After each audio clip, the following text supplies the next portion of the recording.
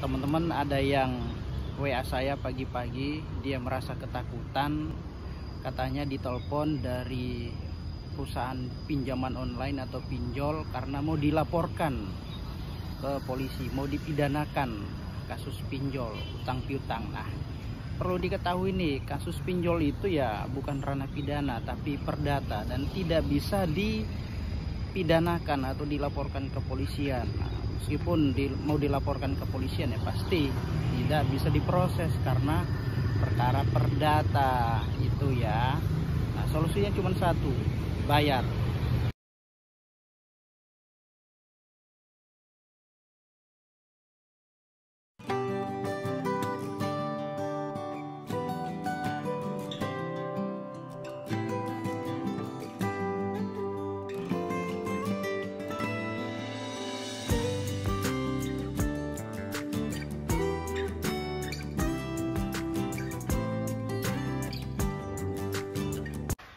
Assalamualaikum warahmatullahi wabarakatuh.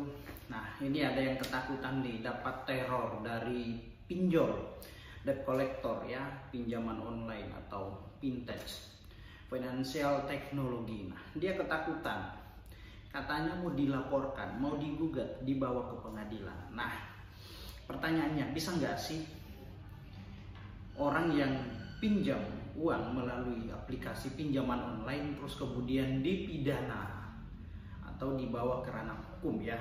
Nah, tentu ini masalah seperti ini sudah banyak ya.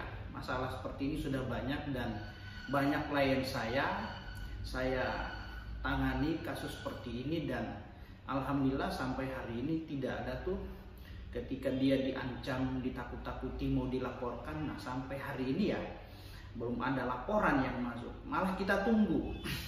Ya. Jadi begini teman-teman ya.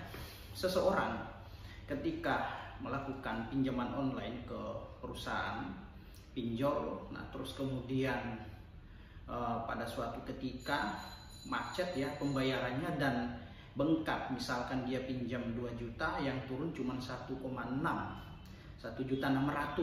Nah, terus kemudian 400-nya kemana? Alasan biaya administrasi lah, inilah itulah. Nah, oleh kemudian bagian penagihan atau debt collector meminta atau menagih uang dengan cara-cara intimidasi ya, cara-cara intimidasi, ditakut-takuti, kalau tidak bayar saya akan laporkan. Nah, baik, solusinya begini ya, ketika memang ada kolektor, debt collector atau penagihan terus kemudian mengancam untuk membuat laporan ya, ditantangin aja, karena ini jelas ya, masalah pinjaman online adalah utang piutang, ranah perdata. Nah, jadi jangan takut ketika diancam mau dipidanakan. Nah, silahkan ditunggu saja. Nah, karena memang ada dalil ya, seseorang yang tidak sanggup atau tidak mampu bayar, nah itu tidak bisa dipidana ya, karena ketidakmampuan bayar maka seseorang ya tidak boleh dipidana karena utang piutang. Nah, kalau masalah ini kan masuknya ranah perdata. Nah, silahkan perusahaan pinjol lakukan gugatan ya ke pengadilan negeri. Nah, tapi saya rasa juga ya perusahaan pinjol tidak bakalan berani untuk lakukan upaya gugatan karena ya pertama ada biaya yang harus dikeluarkan, yaitu biaya perkara, bayar panjang. Terus kemudian belum lagi bayar lawyer misalkan ketika dia menggunakan lawyer. Nah, berperkara di pengadilan itu ya bukan 1-2 hari atau 1 minggu, tetapi bisa berbulan-bulan teman-teman. Nah, bayangkan ketika seseorang pinjam uang cuman 2 juta terus kemudian perkara ini dibawa sampai ranah ke pengadilan. Nah, kebayangkan berapa biaya yang harus dikeluarkan oleh perusahaan pinjol tersebut ketika masalah ini dibawa sampai ke pengadilan. Nah, tidak mungkin ya.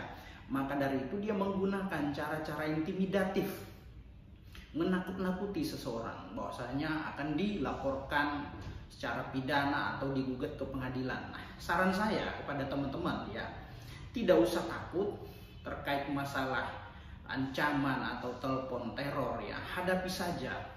bertahan aja, jangan takut, karena pada dasarnya mereka akan kewalahan sendiri atau akan diam sendiri nantinya. Tetapi ya bagi teman-teman yang punya sangkutan ya tetap, karena itu adalah kewajiban, silahkan dibayar ya, silahkan dibayar sesuai dengan yang dipinjam saja.